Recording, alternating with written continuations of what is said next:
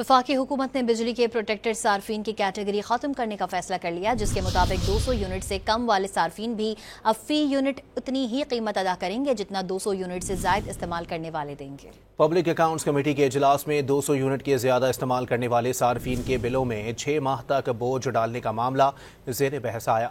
Chairman committee Junaid Akbar ने secretary power division से इस्तफसार किया कि 200 यूनिट वाले मसले का हल बताएं, जिस पर सेक्रेटरी ने बताया कि पाकिस्तान के 58% सार्फिन 200 यूनिट इस्तेमाल करने वाले हैं, जिन्हें हुकूमत बिजली के बिल में 60% तक सब्सिडी देती है। सेक्रेटरी पावर डिवीजन ने बताया कि अब प्रोटेक्टेड सार्फिन का तयन बेनज़ीर इनकम सपोर्ट प्रोग्राम के जरिए किया जाएगा।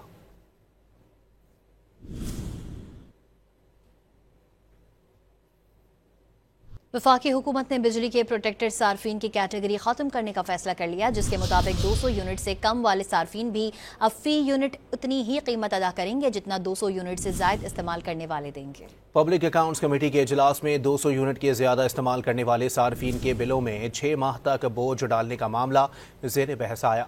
चेयरमैन कमेटी जुनेद अकबर ने सेक्रेटरी पावर डिवीजन से इस्तफसार किया कि 200 यूनिट वाले मसले का हल बताएं, जिस पर सेक्रेटरी ने बताया कि पाकिस्तान के 58% सार्फिन 200 यूनिट इस्तेमाल करने वाले हैं, जिन्हें हुकूमत बिजली के बिल में 60% तक सब्सिडी देती है। सेक्रेटरी पावर डिवीजन ने बताया कि अब प्रोटेक्टेड सार्फिन का तयन बेनज़ीर इनकम सपोर्ट प्रोग्राम के जरिए किया जाएगा।